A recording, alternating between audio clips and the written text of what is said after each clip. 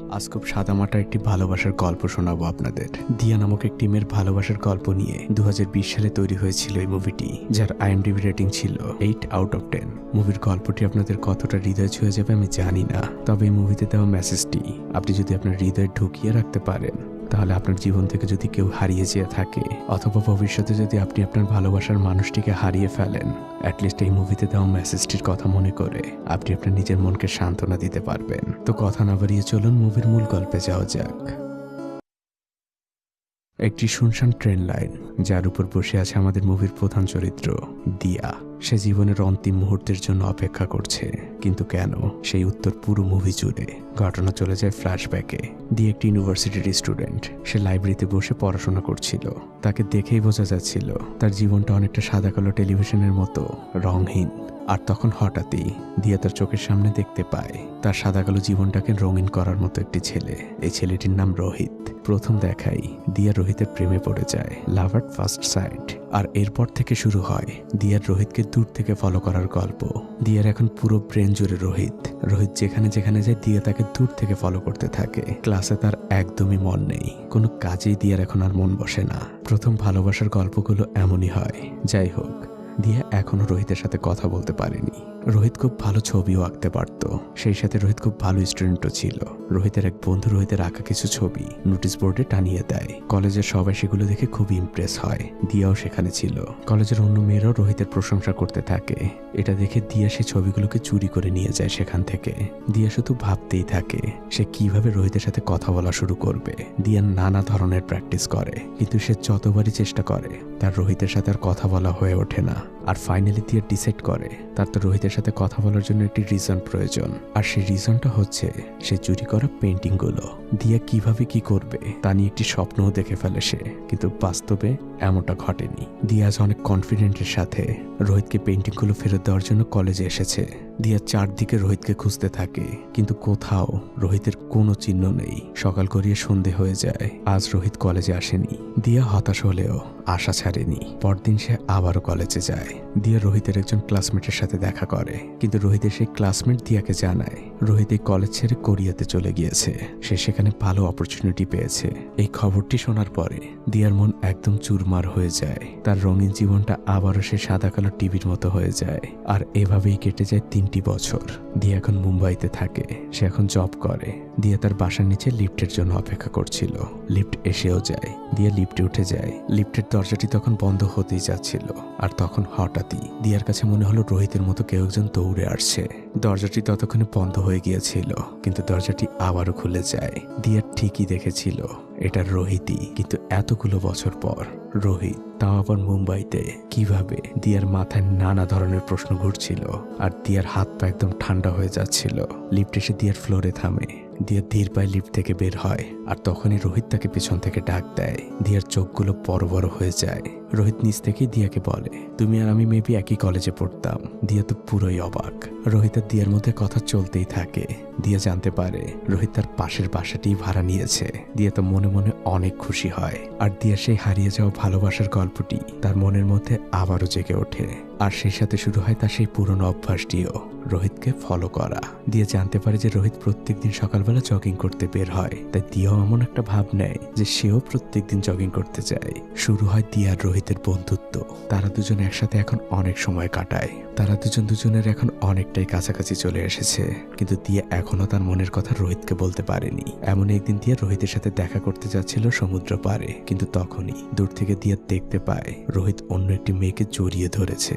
ব্যাস, মেয়েটার মনটি আবারও ভেঙে যায়। দিয়া বাড়িতে ফিরে আসে আর রোহিতের সেই পেন্টিং দুটোকে ছিঁড়ে টুকরো টুকরো করে ফেলে। দিয়া নিজেকে প্রচন্ড আনলাকি মনে করছে। সে যখন বাড়িতে ফিরে আসে তখন তার দরজার সামনে একটি প্যাকেট দেখতে পায়। প্যাকেটের মধ্যে একটি ডায়েরি ছিল, রোহিতের লেখা একটি ডায়েরি। দিয়া ডায়েরিটাকে পড়তে শুরু করে। আর দিয়া যতই পড়ছিল ততই অবাক হচ্ছিল, কারণ দিয়া যেভাবে রোহিতকে পছন্দ করে রোহিত ঠিক সেইভাবেই দিয়াকে পছন্দ করত। রোহিত দিয়াকে প্রত্যেক দিন ফলো করত। আর রোহিতের এই মুম্বাইতে আসার পেছনের কারণটাও ছিল দিয়া। দিয়ার কারণেই রোহিত এখানে চাকরি নিয়েছে, এমনকি বাসাটাও তার পাশে নিয়েছিল। এই কথাগুলো জানতে পেরে দিয়ার কাছে মনে হচ্ছিল সে আকাশের চাঁদ হাতে পেয়েছে। দিয়া খুশিতে দৌড়ের সাথে সাথে রোহিতের বাসার দরজার সামনে যায়। দরজার ওপাশে রোহিত তার জন্য অপেক্ষা করছিল। রোহিত বের হয়। দিয়া জিজ্ঞেস করে ওই মেয়েটি কে ছিল। রোহিত তাকে উত্তর দেয়, মেয়েটি আমার অফিসের কলিগ, আমাকেই পছন্দ করত, কিন্তু আমি তাকে বুঝিয়ে বলেছি আমি তোমাকে ভালোবাসি। আর এরপর থেকেই শুরু হয় আর 5টা গল্পের মতোই একটি সাজানো গোছানো ভালোবাসার গল্প। একদিন রোহিত আর দিয়া সিনেমা দেখা শেষে বাড়ি ফিরছিল আর তারা তাদের বিয়ের প্ল্যানিং করছিল। এই বিষয়গুলো নিয়ে তারা দুজন বড্ড খুশি ছিল, কারণ তাদের স্বপ্ন পূরণ হতে যাচ্ছে। কিন্তু তখনই চোখের পলকে সবকিছু তছনছ হয়ে যায়। একটি গাড়ি এসে তাদের স্কুটারটাকে ধাক্কা দেয়। মুহূর্তে মাটিতে লুটিয়ে পড়ে দিয়া আর রোহিত। তাদেরকে হসপিটালে ভর্তি করা হয়। দিয়ার জ্ঞান ফিরে আসে ঠিকই, কিন্তু রোহিত আইসিইউতে ভর্তি ছিল।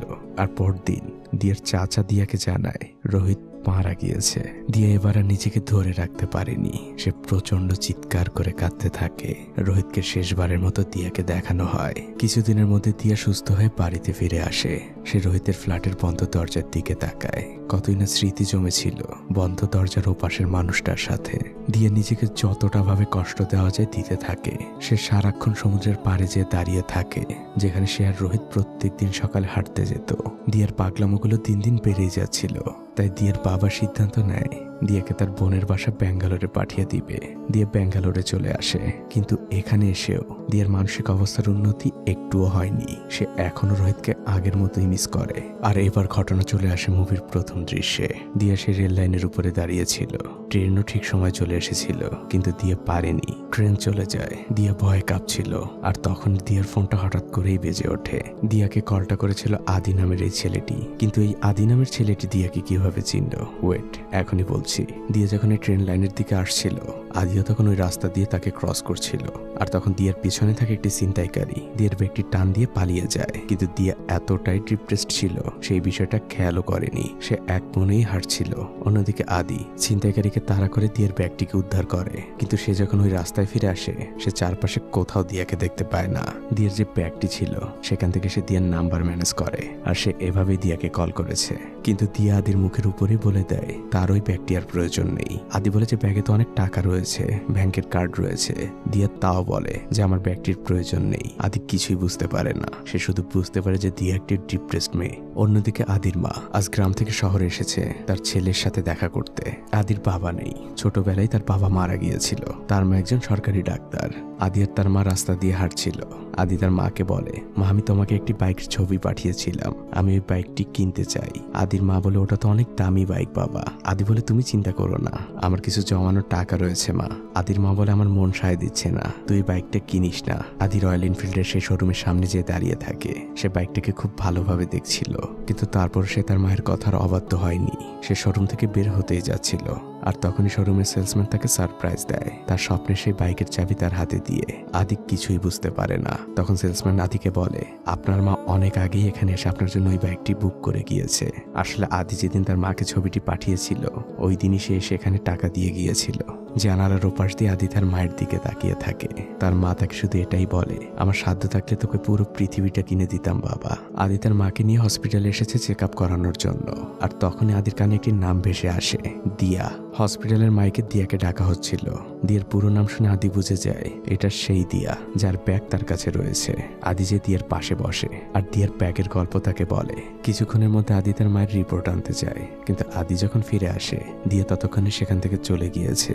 কিন্তু এটা তাদের শেষ দেখা ছিল না। এরপরে কেটে যায় কয়েকটা দিন। হঠাৎ করে একদিন সিনেমা হলে আদির সাথে দিয়ার আবারও দেখা হয়ে যায়। এবার আর আদি দিয়াকে আর মোটেও হারাতে রাজি না। সে দিয়ার পিছুই লেগে থাকে। রাস্তা দিয়ে তারা দুজন হাঁটছিল। আদি দিয়াকে খুশি করার অনেক চেষ্টা করছিল, কিন্তু দিয়া আদিকে বলে, তুমি যেভাবে তোমার জীবনটাকে দেখো, আমার জীবনটা তোমার মতো না। আর জীবন হচ্ছে ফুল অফ পেইন, তাই আমাকে আমার মতো একা থাকতে দাও। আদি তখন কিছুটা হেসে দিয়ে বলে, তুমি ব্যাঙ্গালোরের নতুন তাই না? দিয়া বলে হ্যাঁ। আদি বলে, এই জন্যই তুমি জানো না, পাশেই একটি এলাকা রয়েছে, সেখানে যত মানুষ থাকে তাদের জীবনে কোনো পেইন নেই। দিয়া বলে, এটা ইম্পসিবল, পেইন ছাড়া মানুষের জীবন হয় না। তখন আদি বলে, তাহলে তুমি আমার সাথে চলো, তুমি নিজ চোখেই দেখে আসবে। দিয়ার আদি সেই এলাকার উদ্দেশ্যে রওনা হয়। আদি দিয়াকে মূলত একটি কবরস্থানে নিয়ে এসেছে আর দিয়াকে বলে, দেখো এখানে যারা শুয়ে আছে তাদের জীবনে কোনো পেইন নেই। আদি দিয়াকে বোঝাতে শুরু করে আমরা যে মানুষ তার বড় প্রমাণ হচ্ছে আমাদের জীবনটা প্রবলেমে ভরা। আমাদের জীবনে যদি সমস্যা কষ্ট নাই থাকতো তাহলে আমরা সুখের সংজ্ঞাটা কখনোই বুঝতাম না। প্রবলেমহীন মানুষের মৃত মানুষের মধ্যে কোনো পার্থক্য নেই। সমস্যার কষ্টগুলোকে আমাদের বুকের মধ্যে ধারণ করেই আমাদের জীবনে আগাতে হয়। আমরা যদি থেমে যাই তাহলে তো আমরা সেই কাপুরুষের দলেই পড়ে গেলাম। দিয়া আদির কথাগুলো বুঝতে পারে, দিয়া আদিকে শেয়ার করে সে কেন এত ডিপ্রেস থাকে। দিয়া রোহিতের সকল গল্প আদিকে বলে। আদি দিয়াকে বুঝায় তুমি যদি ওই দিন মারাই যেতে তাহলে কি তুমি এখন রোহিতের কাছে থাকতে পারতে? তোমারও ঠিকানা হতো এমন কোনো কবরস্থানই। আদির কথাগুলোতে দিয়া আবারও বেঁচে থাকার আশা খুঁজে পায়। শুরু হয় আদি আর দিয়ার বন্ধুত্ব। গভীর রাতে আদি দিয়াকে ফোন দেয় আর তাকে বাসার নিচে নামতে বলে। আদি দিয়াকে নিয়ে অজানা কোথাও যাচ্ছে। দিয়া তাকে বারবার জিজ্ঞেস করছে, কিন্তু আদি তাকে শুধু একটা কথাই বলছে, এটা তোমার জন্য সারপ্রাইজ। আদি দিয়াকে একটি টানেলের কাছে নিয়ে আসে। মূলত আজ দিয়ার বার্থডে ছিল। আদি এখানে তার জন্য সারপ্রাইজের ব্যবস্থা করেছে। আদির বন্ধুরা মিলে দিয়াকে উইশ করে। আজ দিয়া অনেকটা মাস পরে আবারও হাসলো। গভীর রাতে আদি দিয়াকে দিয়ার বাসার সামনে নামিয়ে দেয়। দিয়া আদিকে মন থেকে ধন্যবাদ জানায়। এরপর থেকে আদি আর দিয়া একসাথে অনেক সময় কাটাতে থাকে, কিন্তু দিয়া আদিকে শুধু বন্ধুই ভাবে। অন্যদিকে আদি সে দিয়াকে প্রচন্ড পছন্দ করে। দিয়া এই বিষয়টা বুঝতে পারলেও সে সবসময় আদিকে এড়িয়ে যায়। দিয়া আর আদির সময়টা খুব ভালোই কাটছিল, কিন্তু জানিনি তো ভালো সময় খুব বেশি দিন থাকে না। এরই মধ্যে দিয়ার মুম্বাইতে ফিরে যাওয়ার ডাক চলে আসে। তার বাবার কাছে তাকে ফিরে যেতে হবে। দিয়া আদিকে সেই কথা জানায়। আদি তাকে খুশি মনেই বিদায় দিতে রাজি হয়। সে দিয়াকে বলে তোমার যদি কখনো আমার কথা মনে পড়ে আমার ফোন নম্বরটি তোমার জন্য সব সময় খোলা থাকবে। দিয়া বাড়িতে ঢুকে যায়। আদি তার রুমে ফিরে আসে, কিন্তু তার আজ মোটেও ঘুম আসছে না। আদি তার মাকে কল করে। তার মা বুঝে যায় তার ছেলের কিছু একটা হয়েছে। আদি তখন তার মাকে সবকিছুই খুলে বলে। তার মা তাকে বুদ্ধি দেয়, আরে বোকা এখনো তো একটা দিন আছে, তুই কাল পুরোটা দিন দিয়াকে নিয়ে বাইকে ঘুরবি, আর পরের দিন তুইও মুম্বাই ট্রেনে উঠবি। তুই আমাদের স্টেশনে নেমে যাবি আর দিয়া চলে যাবে মুম্বাইয়ের দিকে। তাহলে তুই দিয়াকে আরো একটা দিন বেশি পাবি। আদি তার মায়ের আইডিয়া শুনে খুবই খুশি হয়ে যায়। যেই ভাবা সেই কাজ। পরদিন সকালবেলা আদি তার বাইকে করে দিয়াকে নিয়ে ঘুরতে বের হয়ে যায়। তারা পাহাড়ি রাস্তা দিয়ে অজানার দিকে যাচ্ছিল। দৃশ্যগুলো ছিল এতটাই সুন্দর, চোখ জুড়িয়ে যাবার মতো। চারদিকে পাখির কলরব। দিয়া আজ বড্ড খুশি। তার ভেতরে থাকা কষ্টগুলো যেন আজ প্রকৃতির সাথে মিশে যাচ্ছে। তারা পুরোটা দিন ঘুরে বেড়ায়। আর রাতের বেলা তারা দুজন মুম্বাইয়ের ট্রেনে উঠে যায়। ট্রেন চলতে থাকে মুম্বাইয়ের দিকে। আদি দরজার পাশে বসেছিল। সে দিয়াকে বলছে, ভোর 7টায় আমি ট্রেন থেকে নেমে যাব। আমি পেছন ফিরে তাকাবো না, আর তুমিও আমাকে ডাকবে না। তুমি ঘুমিয়ে থাকবে, কারণ পেছন থেকে তুমি ডাকলে আমার কষ্ট হবে। তাই এখনই আমাদের শেষ দেখা। তারা দুজন ঘুমিয়ে পড়ে। পরদিন সকাল হয়। আদি ঘুম থেকে আগেই উঠে যায়। তার স্টেশন চলে এসেছে। আদিকে এখন নামতে হবে। আদি সবকিছু গুছগাছ করে শেষবারের মতো ঘুমন্ত দিয়ার দিকে তাকায়। সে একটি দীর্ঘ শ্বাস নিয়ে আদি ট্রেন থেকে নেমে যায়। আদি হাঁটতে শুরু করে। সে একবারের জন্য পিছে ফিরে তাকায় না, কিন্তু কিছুক্ষণ পর যখন ট্রেনের হুইসেল দেয় ছেড়ে যাবার, আদি তখন আর নিজেকে কন্ট্রোল করে রাখতে পারে না। সে ট্রেনের দিকে ঘুরে তাকায়। ট্রেন আস্তে আস্তে চলতে শুরু করেছে। সেই সাথে তার ভালোবাসার মানুষটিও তার কাছ থেকে চলে যাচ্ছে। আদি অপলক দৃষ্টিতে ট্রেনের দিকে তাকিয়ে থাকে। একসময় ট্রেন চলতে চলতে চোখের সীমানা থেকে হারিয়ে যায়। আদিও সামনের দিকে পা বাড়ায়, কিন্তু তখনই তার মনে হয় রেল লাইনের ওপাশে কেউ দাঁড়িয়ে আছে। হ্যাঁ, এটা দিয়া। দিয়া যায়নি, দিয়া ট্রেন থেকে নেমে গিয়েছিল। তারা দুজন ফোনে কথা বলতে থাকে। দিয়া আদিকে বলে, আমি আমার বেস্ট ফ্রেন্ডের বাসার এড়িয়ে দাঁড়িয়ে আছি, কিন্তু আমার বেস্ট ফ্রেন্ড আমাকে এখনো বলেনি সে আমাকে তার বাসায় নিয়ে যাবে। আদি দিয়াকে অনেক সরি বলে, আর সে দিয়াকে নিয়ে তাদের বাড়িতে চলে আসে। আদি দিয়াকে তার মায়ের সাথে পরিচয় করিয়ে দেয়। এর পরের কয়েকটা দিন দিয়ার খুবই ভালো কাটে। মাঝে একদিন দিয়া খুব অসুস্থ হয়ে পড়ে। আদির মা আদির সবাই মিলে দিয়ার অনেক সেবা করে। দিয়া কেমন যেন এই জায়গাটার মায়ে পড়ে গিয়েছে, কিন্তু দিয়ার ফিরে যাবার সময় হয়ে এসেছিল। আর কিছুক্ষণ পরেই তার ট্রেন। আদি দিয়াকে নিয়ে বের হয়েছে। অটোতে করে সেই স্টেশনের দিকে যাচ্ছে। ট্রেনও স্টেশনে দাঁড়িয়েছিল। আদিও খুব ভালো করে জানে আজ আর দিয়া ফিরবে না। আজ তাকে মুম্বাই যেতেই হবে, কারণ তার বাবা তাকে জরুরিভাবে ডেকেছে। ট্রেন ধীরে ধীরে চলতে শুরু করেছে, কিন্তু আদি শেষ সময়টুকু পর্যন্ত দিয়ার সাথেই থাকতে চাচ্ছে। সময়ের সাথে ট্রেনের গতি বেড়েই যাচ্ছে। আদি এক সময় আর দৌড়ে না, সে থেমে যায় আর ট্রেন পাশ থেকে চলতে থাকে। তখন দিয়া এবং আদির দুইজনেরই মনে হয় তারা আসলেই দুজন দুজনকে ভালোবাসে। তখন আদি ঘুরে তাকায়, অন্যদিকে দিয়াও দরজার দিকে বাইরে তাকায়। তারা দুজনেই ফিল করছে তারা একজন আরেকজনকে ছাড়া থাকতে পারবে না। আদি দৌড়ে ট্রেনে উঠে যায় আর দুজন দুই দিক থেকেই দৌড়াতে থাকে। আর ফাইনালি আদি আর দিয়া একজন আরেকজনকে প্রচন্ড শক্ত করে জড়িয়ে ধরে। আর এরই মধ্যে দিয়ে দিয়ার জীবনে শুরু হয় আরো একটি সত্যিকারের ভালোবাসার গল্প।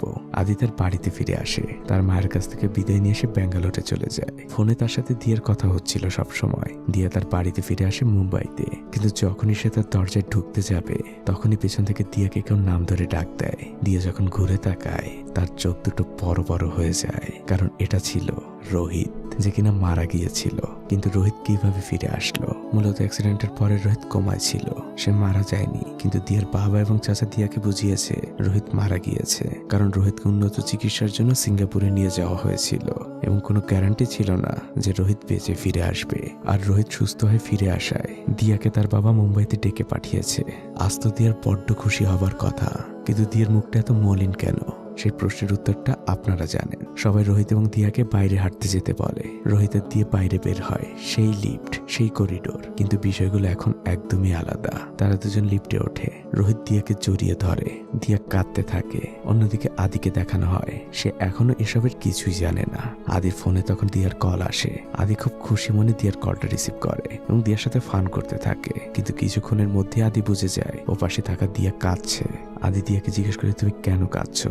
তখন দিয়া শুধু একটা নামই বলে, রোহিত। রোহিত ফিরে এসেছে। আদি চুপ হয়ে যায়, সে কি বলবে কিছুই বুঝতে পারে না।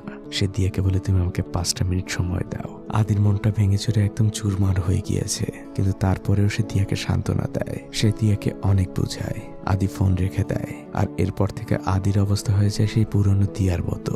সে দিয়ার সাথে কাটানো জায়গাগুলোতে যে একাই চুপচাপ বসে থাকে। আদি তার বাড়িতে ফিরে আসে। তার মা বাড়িতে ঢুকে দেখতে পায় আদি বাড়ির সামনে শুয়ে আছে। আদির মা বুঝতে পারে যে আদির কিছু তো একটা হয়েছে। আদির মা আদিকে নিয়ে সমুদ্রের পাড়ে আসে। মার ছেলে পাশাপাশি বসে কথা বলছিল। আদি তার মনের সকল কষ্টের কথা তার মাকে জানায়। আদির মা আদিকে আদির মতো করেই সান্ত্বনা দেয়। আদির মা সেখান থেকে চলে যায়, কিন্তু তাকে দেখেই বোঝা যাচ্ছিল সেও তার সন্তানের কষ্টে অনেক ব্যথিত।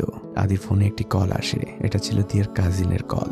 দিয়ার কাজিন আদিকে জানায় দিয়ার বিয়ে ঠিক হয়েছে, আগামীকাল রাতেই তার বিয়ে। আদি বেচারার মনটা এবার পুরোপুরি ভেঙে যায়। রাতের বেলা সে তার মাকে জিজ্ঞেস করে, মা, আমার শেষবারের মতো কি দিয়ার সাথে দেখা করা উচিত? আদির মা আদিকে নিষেধ করে। আদি ঘুমিয়ে পড়ে, কিন্তু পরদিন সকালবেলা দেখা যায় আদির বেড ফাঁকা। আদি ট্রেনে রওনা হয়েছে মুম্বাইয়ের দিকে। এই প্রথম সে তার মায়ের কোনো কথার অবাধ্য হলো। আদি মুম্বাই পৌঁছে যায় আর সে সরাসরি দিয়ার বিয়ের অনুষ্ঠানে চলে আসে। আদি একটি টেবিলে বসে চুপচাপ দিয়ার বিয়ের অনুষ্ঠান দেখছিল। দিয়া আদিকে দেখতে পায়। দিয়ার মুখটা বড্ড মলিন। আদি সেখান থেকে চলেই যাচ্ছিল, তখন দিয়ার কাজিনের সাথে আদির দেখা হয়ে যায়। সে আদিকে টানতে টানতে দিয়ার কাছে নিয়ে আসে আর রোহিতের সাথে পরিচয় করিয়ে দেয়। কিন্তু দিয়া এবং আদির মনে কি ঘটছে তা এই দুজন মানুষ ছাড়া আর কেউই জানে না। রোহিত রিকোয়েস্ট করে একসাথে ছবি তোলার জন্য। তখন ফটোগ্রাফার দিয়া আদি এবং রোহিতের ছবি তোলে। ছবি তোলা শেষে রোহিত আদিকে বলে, তুমি অবশ্যই খেয়ে যাবে কিন্তু। আদি মাথা নেড়ে উত্তর দেয়, কিন্তু দিয়া মাথা নিচু করেই থাকে। আদি এবার দিয়াকে গুড লাক বলে বাড়ির দিকে পা বাড়ায়। আদি স্টেশনে যাবার ট্যাক্সিতে উঠে যায়। অন্যদিকে রোহিত এতক্ষণে দিয়ার ব্যবহারে বুঝে গিয়েছে দিয়ার মনের ভিতরে কিছু একটা ঘটছে। দিয়া রোহিতকে সবকিছু খুলে বলে। রোহিত আর দিয়াকে আটকায় না। সে দিয়াকে বলে, তুমি আদির সাথেই সুখে থাকবে। এটা শুনে দিয়া খুবই খুশি হয়। সে পরদিনে চলে যায় আদি সেই গ্রামের বাড়িতে। কিন্তু দিয়া যখন আদির বাড়িতে ঢোকে তখন চারদিক শুনশান নীরবতা। দিয়া আদির বন্ধুকে দেখতে পায়। দিয়া তার কাছে আদির কথা জিজ্ঞেস করে। তখন আদির বন্ধু দিয়াকে বলে, তুমি কি কিছুই জানো না? তখন আদির বন্ধু দিয়াকে সবকিছু খুলে বলে। ওই দিন বিয়ের অনুষ্ঠান শেষে আদি যখন বাড়িতে ফিরে আসে তখন সে বাড়িতে ঢুকেই দেখতে পায় চারদিকে কান্নার আওয়াজ। লোকজনের ভিড় ঠেলে সে দেখতে পায় তার মায়ের লাশটি সেখানে রাখা। আদির মা মারা গিয়েছে। হসপিটালের নার্স থেকে আত্মীয় স্বজন সবাই উপস্থিত ছিল। নার্স আদিকে বলে, তোমার মা হঠাৎ করে হার্ট অ্যাটাক করেছিল, কিন্তু সেই সময় তার পাশে কেউ ছিল না। তোমাকে সে অনেকবার কল দিয়েছে, কিন্তু তোমার ফোনটা বারবারই বন্ধ বলছিল। তার পাশে যদি কেউ থাকতো হয়তো তোমার মা আজ মারা যেত না। আদি একদম নিস্তব্ধ হয়ে গিয়েছে। আদি সবাইকে রিকোয়েস্ট করে একটু বাইরে যাবার জন্য। সবাই বাইরে বের হয়। আদি তার মায়ের লাশের পাশে বসে পড়ে। সে তার মায়ের হাত ধরে আস্তে আস্তে কাঁদতে শুরু করে আর ধীরে ধীরে তার কান্নার পরিমাণটা বাড়তেই থাকে। একটা পর্যায়ে সে হাউ মাউ করে কাঁদতে থাকে, কারণ সে তার বেঁচে থাকার একমাত্র অবলম্বন তার মাকেও হারিয়ে ফেললো। ঘটনা বর্তমানে চলে আসে। দিয়া আর আদির বন্ধু মিলে চারদিকে আদিকে খুঁজতে থাকে, কিন্তু কোথাও তারা আদিকে খুঁজে পাচ্ছে না। অবশেষে একজন অটোওয়ালা তাদেরকে জানায় আদিকে সে রেল লাইনের দিকে যেতে দেখেছে। এদিকে আদিকে দেখানো হয় সে দিয়ার মতো করেই রেল লাইনের উপরে অপেক্ষা করছে নিজের জীবনের অন্তিম মুহূর্তের। আদি তার মায়ের মৃত্যুর জন্য নিজেকেই দোষ দিচ্ছে, সেই সাথে দিয়াও তার জীবনে এখন আর নেই। আদি ট্রেন লাইন ধরে সামনের দিকে হাঁটছে, অন্যদিকে ট্রেনের হুইসেল শোনা যাচ্ছে। এদিকে দিয়াও সেখানে চলে এসেছে। দিয়া আদিকে দেখে চিৎকার করে ডাক দেয়। আদি ঘুরে তাকায়, সে দিয়াকে দেখতে পায়। আদির মুখে হাসি ফোটে, আর তখনই দিয়ার চোখ দুটো বড় বড় হয়ে যায়। আদির ভাগ্যটা দিয়ার মতো হয়নি। ট্রেন আদিকে টেনে নিয়ে চলে গিয়েছে পৃথিবীর এপার থেকে ওপারে। আর এই অসমাপ্ত ভালোবাসার গল্পটি এখানেই শেষ হয়ে যায়। এই গল্পটি হয়তো আমার হৃদয়ে চিরজীবন থাকবে না, তবে এই গল্প থেকে পাওয়া 3টি মেসেজ আমার হৃদয়ে থেকে যাবে আজীবন। মেসেজ নাম্বার 1, ভালোবাসা আপেক্ষিক। সময়, বয়স এবং মানুষের সাথে সাথে তা বদলায়। আজ আপনি যাকে খুব ভালোবাসছেন, মনে হচ্ছে তাকে ছাড়া বাঁচবেন না। নিজেকে 5টা বছর সময় দিন, দেখবেন আপনার জীবনে তার থেকে ভালো কেউ এসে গিয়েছে। একটু ভেবে দেখবেন, মানুষের জীবনের ফার্স্ট লাভ খুব কমই পূর্ণতা পায়, কিন্তু তাই বলে কি মানুষ দ্বিতীয়বার ভালোবাসে না? মেসেজ নাম্বার 2 হচ্ছে, আমরা এই আপেক্ষিক ভালোবাসার কারণে আমাদের সত্যিকারের ভালোবাসাকে হারিয়ে ফেলি, যেমন আদি তার মাকে হারিয়েছে। আমরা অনেকেই এই ক্ষণিকের ভালোবাসার কারণে পরিবারকে দূরে ঠেলে দেই। আর মেসেজ নাম্বার 3 হচ্ছে, আপনি যদি আপনার সৃষ্টিকর্তাকে পূর্ণ বিশ্বাস করে থাকেন, তাহলে এটুকু বিশ্বাস করুন, আপনার জীবন সঙ্গী বা সঙ্গিনী তাকে আপনার জন্মের সাথে সাথেই সৃষ্টি করা হয়েছে। সময় মতো আপনার জীবনে সে চলেই আসবে, না কেউ আটকাতে পারবে, না আপনি জোর করে আনতে পারবেন। তো আজ এই পর্যন্তই। ভিডিওটি কেমন লাগলো তা আমাকে অবশ্যই কমেন্ট করে জানাবেন, আর আমার জন্য বিশেষভাবে দোয়া করবেন যেন আপনাদের মাঝে আমি আবারও নিয়মিত ফিরে আসতে পারি। তো ভালো থাকবেন সবাই। আজকের মতো বিদায়।